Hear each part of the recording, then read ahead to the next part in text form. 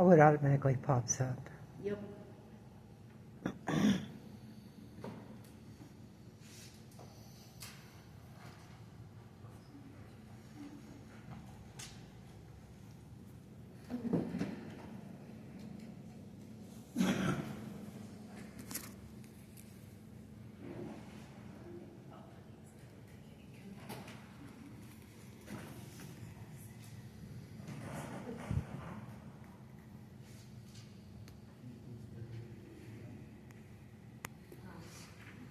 In the smoking preference, and this window popped up. This is the cost codes window.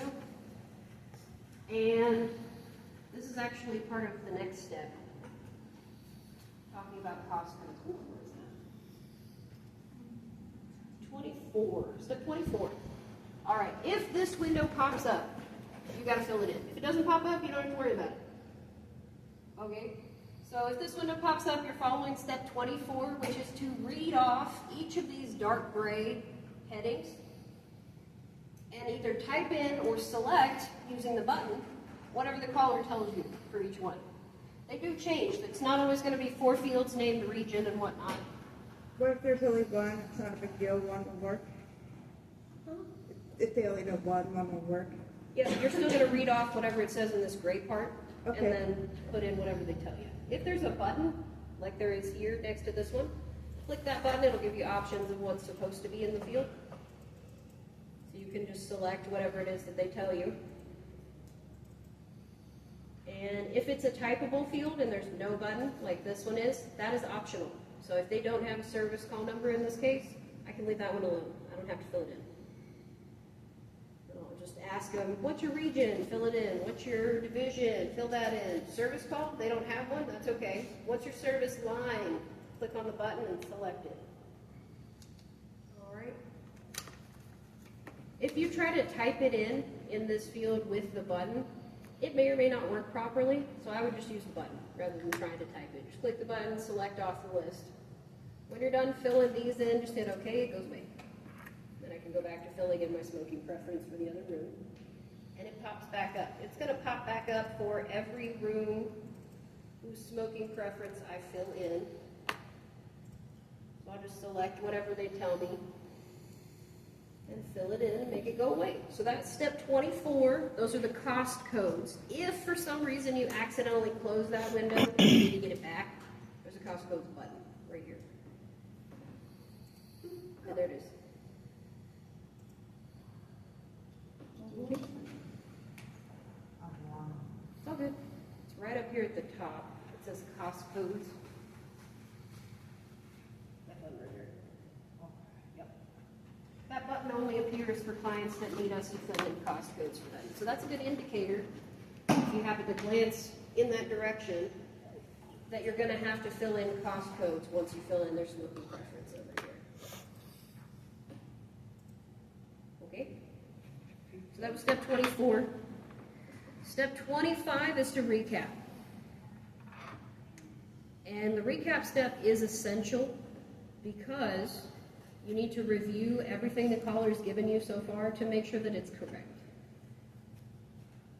Okay? There's 4 things that you're required to review with them to get a good score on your audit. Those 4 things are on here on step 25. At minimum, you need to review the dates of stay for all the rooms. You need to review the guest names, the room types that they're staying in, and the location of their preferred hotel. Just the city and state is fine. I usually do a little bit extra than that. So for this res, my recap is 1 sentence still. It's not long. But I'm going to say, okay, Mr. Heba, that's the name of my caller, I have a request in for you for the Super 8 in Chicago, Illinois, for 2 rooms, a single and a double, for the night of the 19th of September until the 20th of September, for Ehsan Ahmadi and yourself. Was there anything else that you needed? That's my recap. So, 1 sentence. Give them the hotel, the dates, the room types, and then the guest names. At minimum. Yeah. Can you tell me that yellow? This one? I don't want to throw it. I'll catch it. I'm really bad at that. me to. Okay.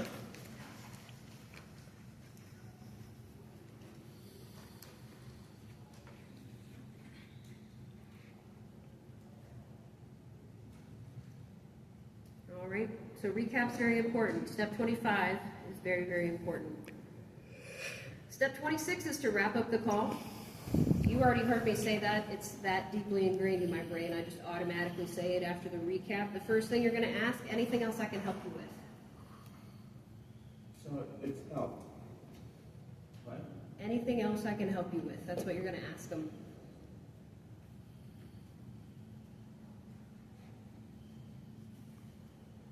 And that's for the first one for 26? Yes.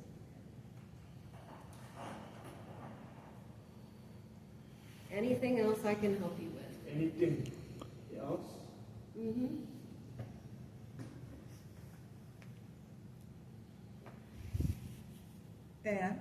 And give them your closing. My previous call center people, what does a closing sound like? Thank you for calling Yeah.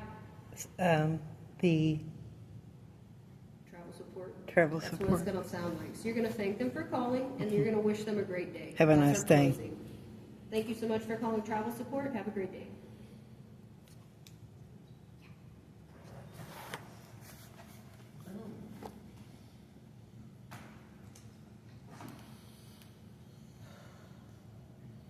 All right, there's still 6 more steps. We're almost done though.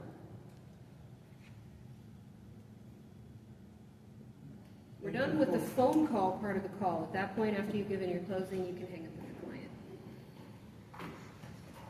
How do you I hang wanna up? stress that you guys are actually using this guy and filling in all of these fields before you hang up with the client, because there might be a... Laminated and put it on my desk. Yeah, you can definitely do that. About how many clients does a beginner get through in a day for average? There's an email that has like what our quota is going to be for like the beginning, like when we're nesting, and then one for after. When we were having downtime together, but it was really detailed. It has like all the stuff we have to do once we get out on the floor. Yeah, it's really well explained. Most people leave training doing about 3.5 calls an hour. Okay, So that'll be your average. okay. So I was just how kind many of calls do curious. we have to do?